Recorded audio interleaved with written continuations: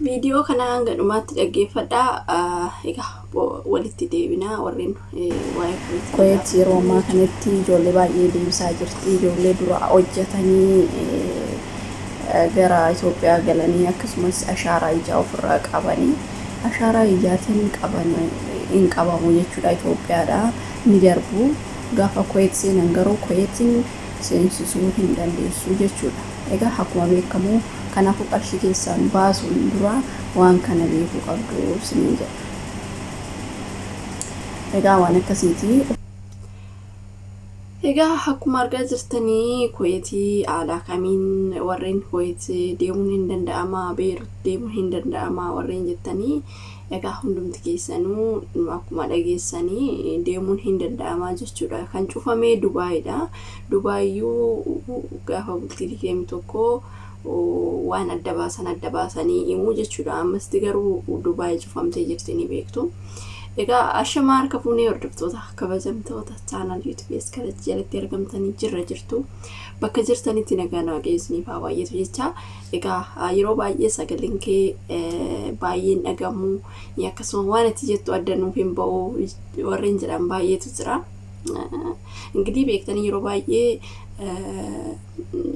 kilaasikiyatti caacaatan waan jiruuf yookiin immoo bakka miikee fi faaniin iyyaa kanuma kanaafi egaa amma warreen gaafina gaafattanitti gaafa deebi'u Beeruun Kowetii warreen dura Kowetii deemtanii Asharaa ijaa kennitan yookiin ala hojjettan yookiin mana madaamii hojjettanii bilookii singoote gara biyyaa galtanii jechuudha. Maaliif achi keessa galuun hin danda'amu isin deebisu gara Itoophiyaatti jechuudha. Mikinaanni Asharaan ijaa san kennite waan ta'eef yookiin waa tokko hojjettee achi keessaa baate waan jedhaniif wanjala hojjettee achi keessaa baate waan jedhaniif achi keessa seessanii jechuudha. Asharaa ijaa jechuun warroota ala hojjetanii harka kennanii galanii jechuudha. Inni akkasumas immoo madaamin teechan bilookii sun gootee jechuudha. Osoo isin hin beekin nama sanii nan deebi'arree jettaniin isaan isin deebi'uu baattanii tikkeettii san jalaa tikkeettii ishee isin murte dursi malsiisan gaafa gubatu bilookii isin goote odoo isin hin beekin jechuudha. Warreen guutumaan guututti warreen Kowetii seentanii gara Itoophiyaatti galtanii achi geechan Asharaan ijaa isin qaba birrii keessan hin cafacafinaa sinin jechaa jirti kinooyi. Anillee beeksisa akkanaati kanan dhaga'e kanaafuyyuu of eeggannoo godhaa birrii keessan hin cafacafinaa too achi deemuun kunkumaayyuu. Kanaafuyyuu obboloota koo guutumaan guututti biyyi hundumtuyyuu banaadha. Warreen gaafina gaafattan biyyoonni hunduu Beerutii, Baareenii akkasumas immoo Suudii kanneen biyyoota Arabaa kun hundi banaa deemuu hin dandeessu. Dubaay garuu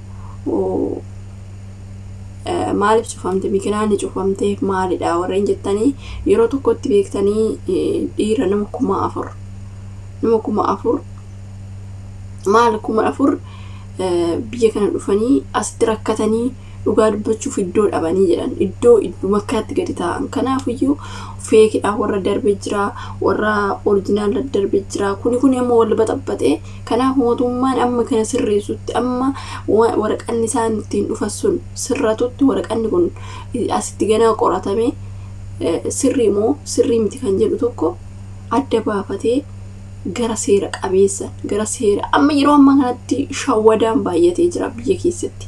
Feekii godhaniitu waan feekii amma fakkeenya fi gaafa siyoosii baradhaa jedhanii hin bitatu jechuudha. Ijoollee odoon baratiin hin bituu bitii feekidhaan dhufu jechuudha. Akka jirutti feekidhaan dhufu. Kanaaf isa adda baafachuudhaaf jecha wal baxabbatee cufamee jechuudha. Kanaaf inshallah hin banamaa yoo banametti hin sirrata jedhee yaada. Warri dhiiraa guutumaan guututti hin dhufanii sarratanyaan gara seera qabeessan siyoosii barattee isaayyuu tikkeettiin boodatti jechuudha. Hanga guyyaa 21 amma kennama tikkeettiin illee ergamaan jiru viizaan irra hojjetamaan jiru. Kanaafuu amma kun sirratutti gaafa 21 hanga sirratutti namni dhufaa hin jiru jechuudha. Gara Dubaay garuu gaafa sirrate namni seera qabeessan siyoosii baratee hin dhufaa jechuudha. Kanaafuu waan akkasiitii deebiin keessa isiniif deebi'ee jedheetan yaada. Warreen gaafii kana gaafatanii biyyoota hundumaayyuu deemuu hin danda'ama. Garuu Dubaayin kanaaf kan cufamte isiniin jechuu barbaadetan. Ni argitanoo ta'e warreen miidiyaa fayyadamtanii guyyaa guyyaadhaan namoota ammam akka galaa jiru biyya kana, dhiironni ammam akka biyya kana dhufaa jiru in argitu. Namoonni dhugaa dubbachuuf iddoo xiyyaaraa riippoortii bakkumta akkanatti gadi taa'antu dhabamee jiran. Mootummaan ukkoo dhugaa qaba. Isaan achi feekii fi namoonni amma beektanii nama keessummeessuudhaaf dafanii yaa nama dhiisatoo yaa wanti tasaasuun hin jiru. Feekidhaan warroota darbanii jira. Asitti immoo gaafa waraqaa hojjisiifachuu dhaqan feekii ta'a.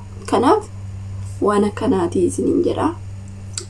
Kanaaf cufamtee waan hundaafuu biyyoonni hunduu banaadha. Dubaayin kana isiniin jedha obboloota koo. Egaa warreen gaafii na gaafattanii kana fakkaata. Biyyoota hundi banaadha. Beirut banaadha, Bahrain banaadha, Suudiin banaadha, Kowetii banaadha. Warroota achi dhaqee hin dhufini biyyooti akka sirriitti banaadha. Dubaayyuu yeroo muraasaaf malee dhimee mul'uun cufamteetii miti. Hanga sirraatutti garuu saabirii nama barbaachisaa maal jennaan birrii keessan cafacaftanii gaafa barii ni beektu har'a qarshii xiqqoodhaan biyya Arabaan deemanii yoo xiqqaate qarshii hedduu nama gaafata. Kanaaf qarshii keessan baastanii akka waciitti hin dhumne isiniin jechuu barbaadetanii egaa kanaadha obboloota koo wanti jiru. Yeroo baay'ee beektanii ijoolleen keenya dhugaa dubbachuu fi baay'ee kan rakkataa jirantu jira. Baay'ee kan waan hundi tasaaka'uu fi jeetu jira. Qarshii isaanii fixatanii namoota meeqatu jira jechuudha. Kanaaf qarshii baasuudhaan dura gaafachuun barbaachisaadha. Beektanii gaafa ijoolleetti gaafa himamu dhugaa itti fakkaatu jechuudha. Akkana taate biyya akkana taate gaafadhaan wanumtu hunduyyuu sobatti fakkaata. Kanaaf iyyuu of eeggannoo gochuu dirqama isiniin jechuun jaaladha.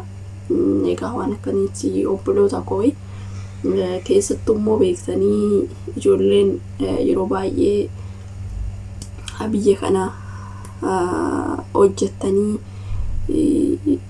kaansarii illee hin qabne warreen galtanii jechuudha. Afaan beektanii achi as deebi'uun hin danda'ama warreen jettanii waraqata siyoosii malee hin danda'amu. Warreen amma fakkeenyaaf eeyyamaan galtan qofa malee warreen galtanii afaan beekuu baattanii siyoosii qabaachuu qabdu dirqama. Waggaa 10 taa'ee biyya Arabaa hin danda'amu waraqata santu barbaachisaadha jedhan isiniif haa galu jechuudha. Innaa kana isiniin jedha obboloota koo. Kanaafiyyuu of eeggannoo godhaa. Gaafa biyya namaa deemnu qarshii qofa baasuu osoo hin taane sirriitti of eeggannoo gochuu qabna isiniin jechuun jaaladha. Maaliif dhugaadha birrii keenya cafacafnee bidaasha maafi faayida. Qarshii cafacafuun akka bu'aa tokko argannuuf biyya keenyaa ba'uun akka hojjennuuf jijjiirruuf qarshii qofa baasanii boru deebi'uun karaadhaa deebi'uun maafi faayida. Ijoollee meeqa qarshii nyaatamanii kan qarshii isaaniitti gorree deemanii too hin dalaganne kanatti kan sammuun isaanii adoodee hafeetu jira. Kanaaf of eeggannoo godhaa isiniin jedha warreen Dubaayii dhufnaa jettanii biyya biraa ammas